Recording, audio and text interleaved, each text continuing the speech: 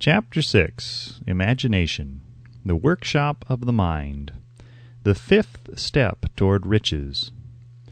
The imagination is literally the workshop wherein are fashioned all plans created by man.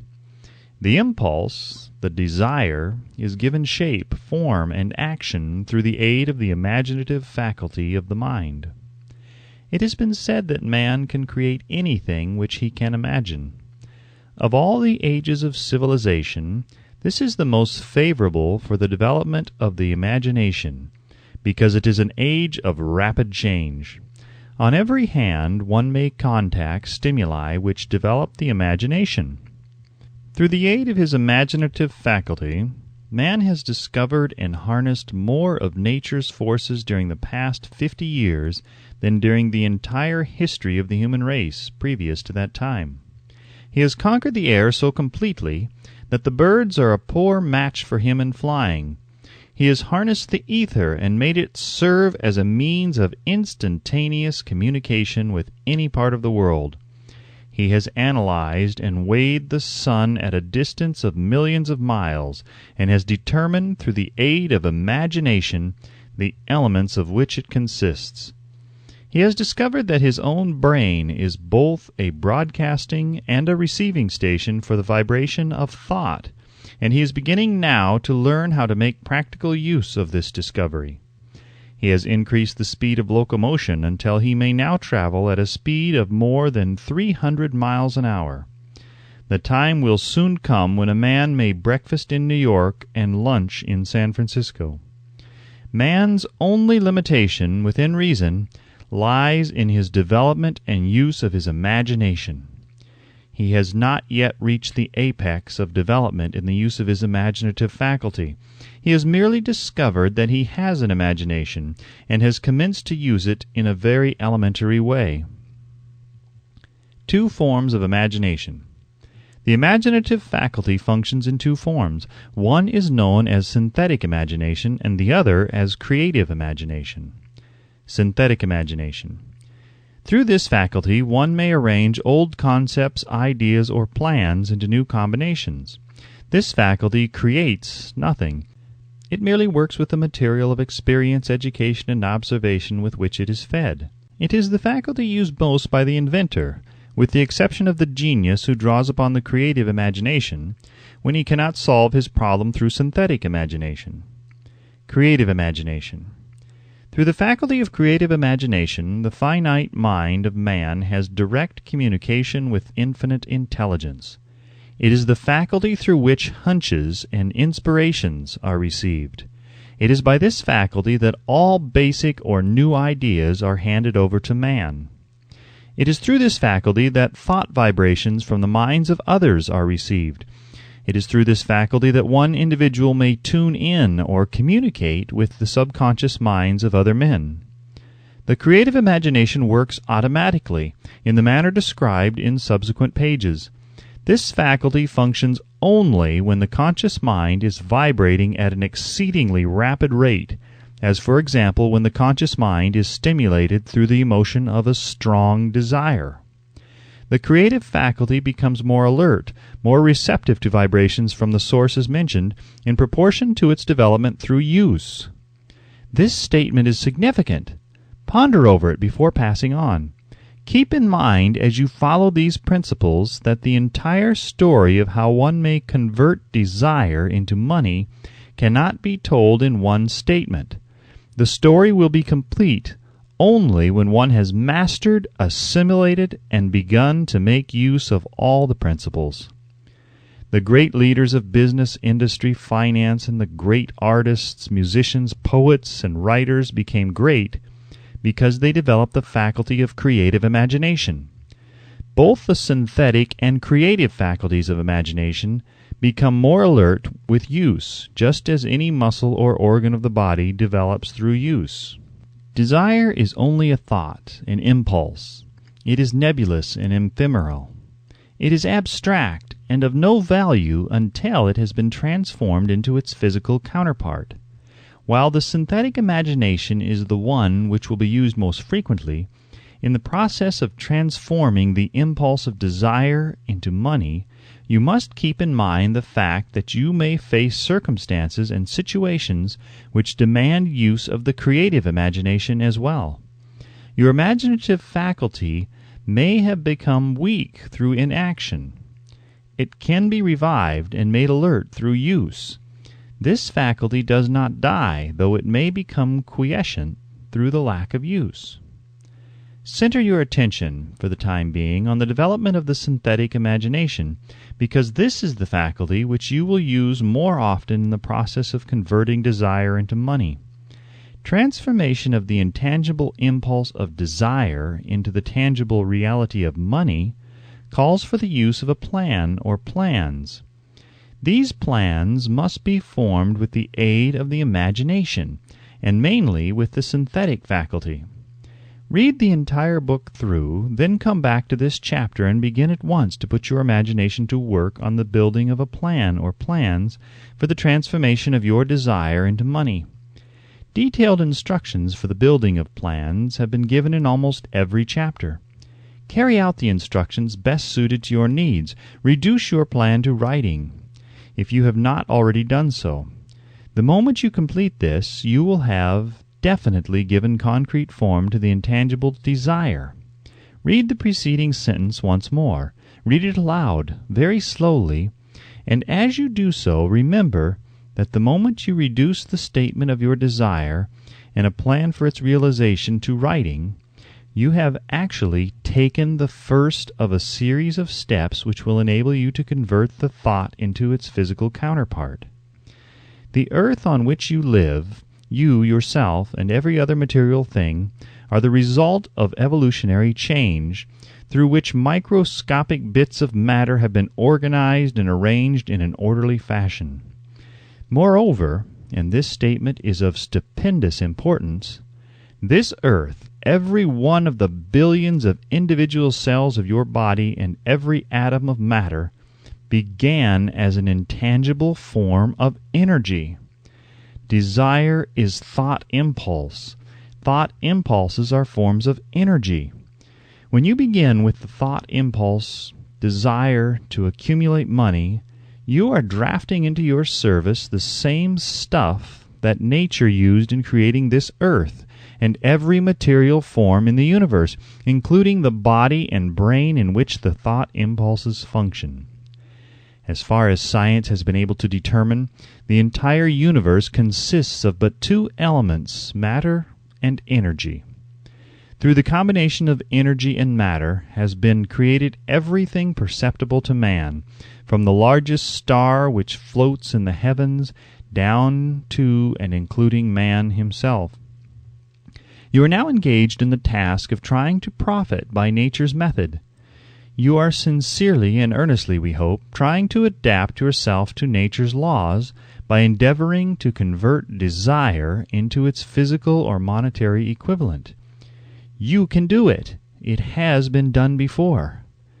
You can build a fortune through the aid of laws which are immutable, but first you must become familiar with these laws and learn to use them. Through repetition and by approaching the description of these principles from every conceivable angle, the author hopes to reveal to you the secret through which every great fortune has been accumulated. Strange and paradoxical as it may seem, the secret is not a secret. Nature herself advertises it in the earth on which we live, the stars, the planets suspended within our view, in the elements above and around us, in every blade of grass, and in every form of life within our vision. Nature advertises this secret in the terms of biology, in the conversion of a tiny cell so small that it may be lost on the point of a pin into the human being now reading this line. The conversion of desire into its physical equivalent is certainly no more miraculous. Do not become discouraged if you do not fully comprehend all that has been stated. Unless you have long been a student of the mind, it is not to be expected that you will assimilate all that is in this chapter upon a first reading. But you will, in time, make good progress. The principles which follow will open the way for understanding of imagination. Assimilate that which you understand as you read this philosophy for the first time. Then, when you reread and study it, you will discover that something has happened to clarify it and give you a broader understanding of the whole. Above all, do not stop or hesitate in your study of these principles until you have read the book at least 3 times, for then you will not want to stop. How to make practical use of imagination. Ideas are the beginning points of all fortunes. Ideas are products of the imagination. Let us examine a few well-known ideas which have yielded huge fortunes, with the hope that these illustrations will convey definite information concerning the method by which imagination may be used in accumulating riches. The Enchanted Kettle. 50 years ago, an old country doctor drove to town, hitched his horse, quietly slipped into a drugstore by the back door, and began dickering with a young drug clerk. His mission was destined to yield great wealth to many people. It was destined to bring to the South the most far-flung benefit since the Civil War. For more than an hour behind the prescription counter, the old doctor and the clerk talked in low tones. Then the doctor left. He went out to the buggy and brought back a large, old-fashioned kettle, a big wooden paddle used for stirring the contents of the kettle, and deposited them in the back of the store. The clerk inspected the kettle, reached into his inside pocket, took out a roll of bills, and handed it over to the doctor. The roll contained exactly $500, the clerk's entire savings. The doctor handed over a small slip of paper on which was written a secret formula. The words on that small slip of paper were worth a king's ransom. But not to the doctor. Those magic words were needed to start the kettle to boiling, but neither the doctor nor the young clerk knew what fabulous fortunes were destined to flow from that kettle. The old doctor was glad to sell the outfit for $500. The money would pay off his debts and give him freedom of mind. The clerk was taking a big chance by staking his entire life's savings on a mere scrap of paper and an old kettle. He never dreamed his investment would start a kettle to overflowing with gold that would surpass the miraculous performance of Aladdin's lamp. What the clerk really purchased was an idea. The old kettle and the wooden paddle and the secret message on a slip of paper were incidental. The strange performance of that kettle began to take place after the new owner mixed with the secret instructions an ingredient on which the doctor knew nothing. Read this story carefully. Give your imagination a test. See if you can discover what it was that the young man added to the secret message which caused the kettle to overflow with gold. Remember, as you read, that this is not a story from Arabian Nights. Here you have a story of facts, stranger than fiction, facts which began in the form of an idea. Let us take a look at the vast fortunes of gold this idea has produced. It has paid and still pays huge fortunes to men and women all over the world who distribute the contents of the kettle to millions of people. The old kettle is now one of the world's largest consumers of sugar, thus providing jobs of a permanent nature to thousands of men and women engaged in growing sugar cane and in refining and marketing sugar. The old kettle consumes annually millions of glass bottles, providing jobs to huge numbers of glass workers. The old kettle gives employment to an army of clerks, stenographers, copywriters, and advertising experts throughout the nation. It has brought fame and fortune to scores of artists who have created magnificent pictures describing the product. The old kettle has converted a small southern city into the business capital of the South, where it now benefits directly or indirectly every business and practically every resident of the city. The influence of this idea now benefits every civilized country in the world, pouring out a continuous stream of gold to all who touch it. Gold from the kettle built and maintains one of the most prominent colleges of the South, where thousands of young people receive the training essential for success. The old kettle has done other marvelous things. All through the world depression, when factories, banks, and business houses were folding up and quitting by the thousands, the owner of this enchanted kettle went marching on, giving continuous employment to an army of men and women all over the world, and paying out extra portions of gold to those who long ago had faith in the idea.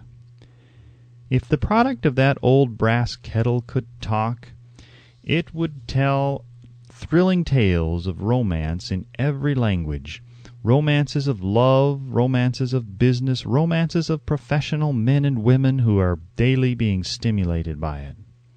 The author is sure of at least one such romance, for he was part of it. And it all began not far from the very spot on which the drug clerk purchased the old kettle. It was here that the author met his wife, and it was she who first told him of the enchanted kettle. It was the product of that kettle they were drinking when he asked her to accept him for better or for worse. Now that you know the content of the enchanted kettle is a world-famous drink, it is fitting that the author confess that the home city of the drink supplied him with a wife, also that the drink itself provides him with stimulation of thought without intoxication, and thereby it serves to give the refreshment of mind which an author must have to do his best work. Whoever you are, wherever you may live, whatever occupation you may be engaged in, just remember in the future every time you see the words Coca-Cola that its vast empire of wealth and influence grew out of a single idea, and that the mysterious ingredient the drug clerk, Asa Candler, mixed with the secret formula was imagination. Stop and think of that for a moment. Remember also that the 13 steps to riches described in this book were the media through which the influence of Coca-Cola has been extended to every city, town, village, and crossroads of the world, and that any idea you may create, as sound and meritorious as Coca-Cola, has the possibility of duplicating the stupendous record of this worldwide thirst killer. Truly, thoughts are things, and their scope of operation is the world itself. What I would do if I had $1 million. This story proves the truth of that old saying, "Where there's a will, there's a way." It was told to me by that beloved educator and clergyman, the late Frank W. Gonzalez, who began his preaching career in the stockyards region of South Chicago. While Dr. Gonzalez was going through college, he observed many defects in our educational system, defects which he believed he could correct if he were the head of a college.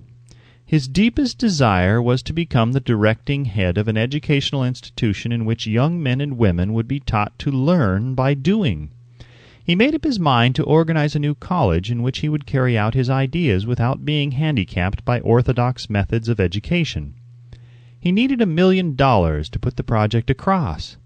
Where was he to lay his hands on so large a sum of money? That was the question that absorbed most of this ambitious young preacher's thought. But he couldn't seem to make any progress. Every night he took that thought to bed with him. He got up with it in the morning. He took it with him wherever he went. He turned it over and over in his mind until it became a consuming obsession with him. $1 million is a lot of money. He recognized that fact, but he also recognized the truth that the only limitation is that which one sets up in one's own mind. Being a philosopher as well as a preacher, Dr. Gonzalez recognized, as do all who succeed in life, that definiteness of purpose is the starting point from which one must begin.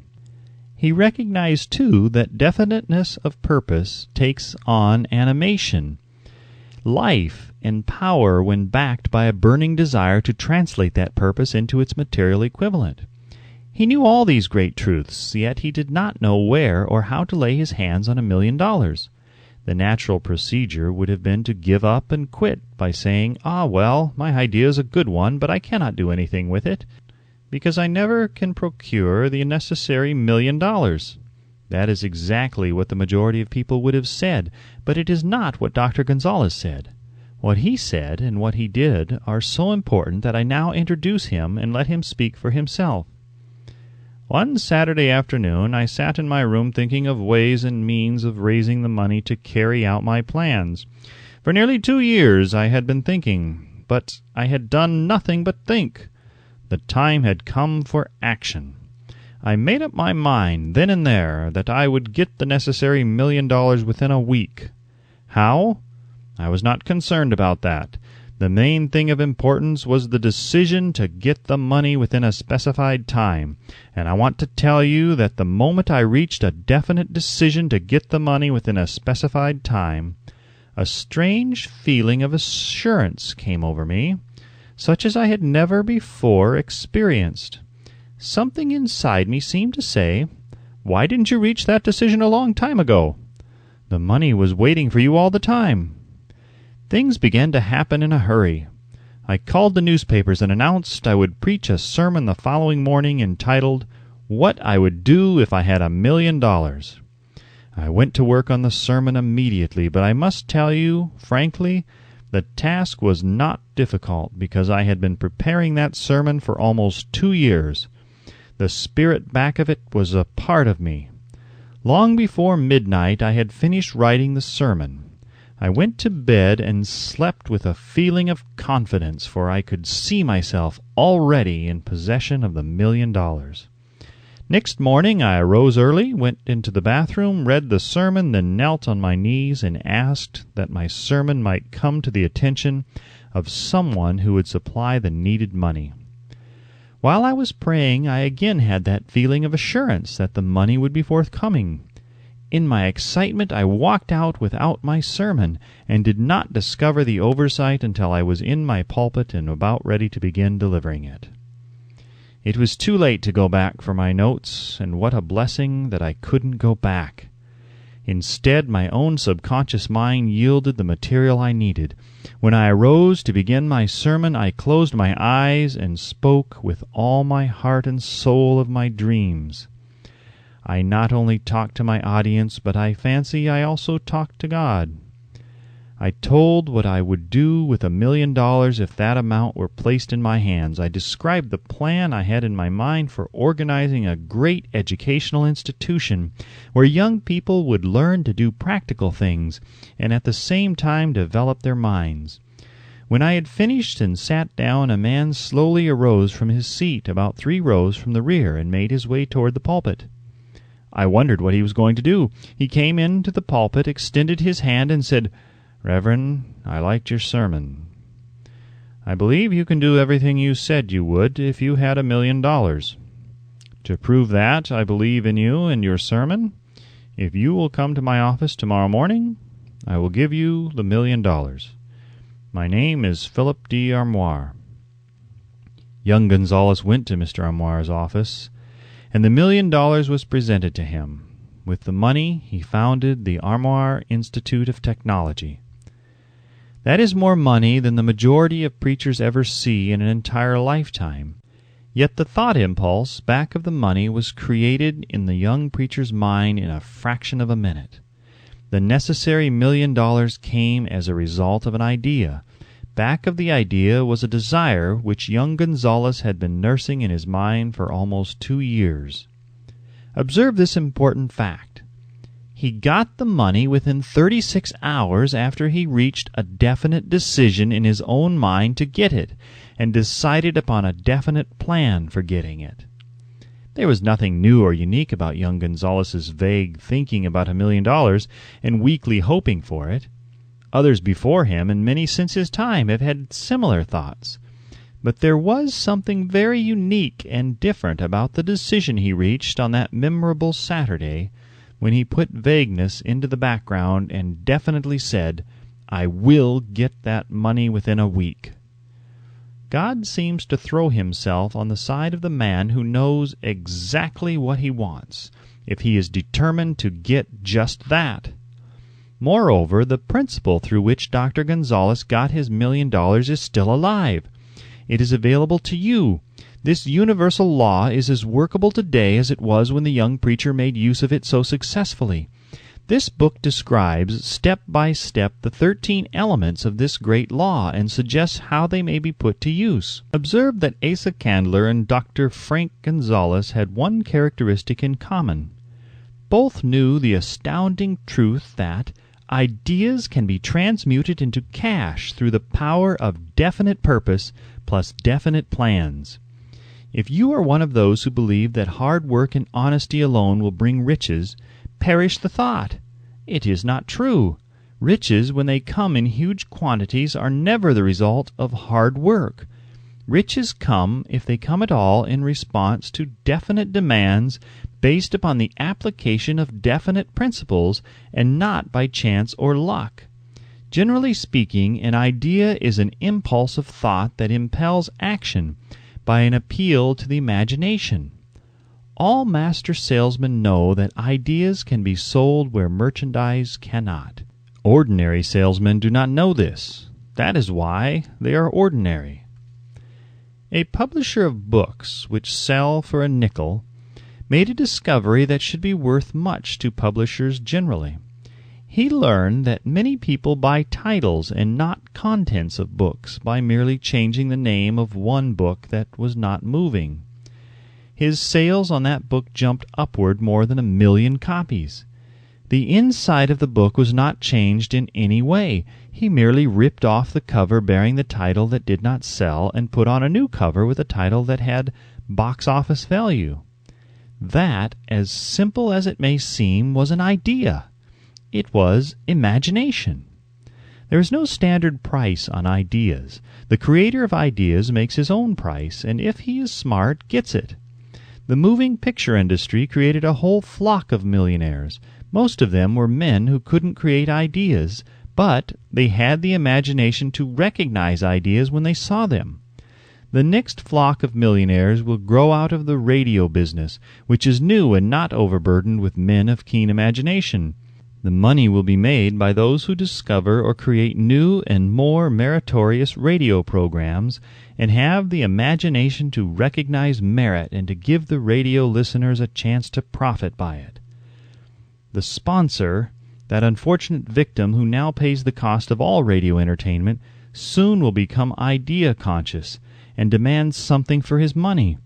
The man who beats the sponsor to the draw and supplies programs that render useful service is the man who will become rich in this new industry. Crooners and light chatter artists who now pollute the air with wisecracks and silly giggles will go the way of all light timbers, and their places will be taken by real artists who interpret carefully planned programs which have been designed to service the minds of men as well as provide entertainment.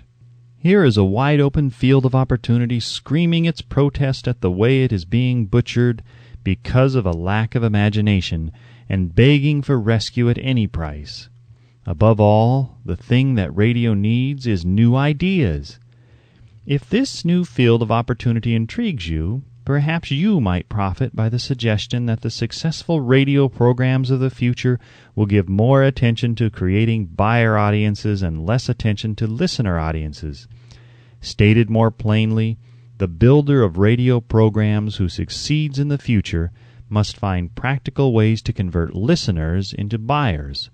Moreover, the successful producer of radio programs in the future must key his features so that he can definitely show its effect upon the audience. Sponsors are becoming a bit weary of buying glib selling talks based upon statements grabbed out of thin air. They want, and in the future will demand, indisputable proof that the Who's It program not only gives millions of people the silliest giggle ever, but that the silly giggler can sell merchandise. Another thing that might as well be understood by those who contemplate entering this new field of opportunity: radio advertising is going to be handled by an entirely new group of advertising experts, separate and distinct from the old-time newspaper and magazine advertising agency men. The old-timers in the advertising game cannot read the modern radio scripts because they have been schooled to see ideas. The new radio technique demands men who can interpret ideas from a written manuscript in terms of sound. It costs the author a year of hard labor and many thousands of dollars to learn this. Radio right now is about where the moving pictures were when Mary Pickford and her curls first appeared on the screen. There is plenty of room in radio for those who can produce or recognize ideas. If the foregoing comment on the opportunities of radio has not started your idea factory to work, you had better forget it. Your opportunity is in some other field. If the comment intrigued you in the slightest degree, Then go further into it, and you may find the one idea you need to round out your career. Never let it discourage you if you have no experience in radio. Andrew Carnegie knew very little about making steel. I have Carnegie's own word for this, but he made practical use of 2 of the principles described in this book, and made the steel business yield him a fortune. The story of practically every great fortune starts with the day when a creator of ideas and a seller of ideas got together and worked in harmony. Carnegie surrounded himself with men who could do all that he could not do, men who created ideas and men who put ideas into operation, and made himself and the others fabulously rich. Millions of people go through life hoping for favorable breaks. Perhaps a favorable break can get one an opportunity, but the safest plan is not to depend upon luck. It was a favorable break that gave me the biggest opportunity of my life, but 25 years of determined effort had to be devoted to that opportunity before it became an asset. The break consisted of my good fortune in meeting and gaining the cooperation of Andrew Carnegie. On that occasion, Carnegie planted in my mind the idea of organizing the principles of achievement into a philosophy of success. Thousands of people have profited by the discoveries made in the 25 years of research, and several fortunes have been accumulated through the application of the philosophy. The beginning was simple. It was an idea which anyone might have developed. The favorable break came through Carnegie, but what about the determination, definiteness of purpose, and the desire to attain the goal, and the persistent effort of 25 years? It was no ordinary desire that survived disappointment, discouragement, temporary defeat, criticism, and the constant reminding of waste of time. It was a burning desire, an obsession. When the idea was first planted in my mind by Mr. Carnegie, it was coaxed, nursed, and enticed to remain alive. Gradually, the idea became a giant under its own power, and it coaxed, nursed, and drove me. Ideas are like that. First, you give life and action and guidance to ideas. Then they take on the power of their own and sweep aside all opposition. Ideas are intangible forces, but they have more power than the physical brains that give birth to them. They have the power to live on after the brain that creates them has returned to dust. For example, take the power of Christianity. That began with a simple idea, born in the brain of Christ. Its chief tenet was, "Do unto others as you would have others do unto you." Christ has gone back to the source from whence he came, but his idea goes marching on. Some day it may grow up and come into its own. Then it will have fulfilled Christ's deepest desire. The idea has been developing only 2,000 years. Give it time. Success requires no explanations. Failure permits no alibis.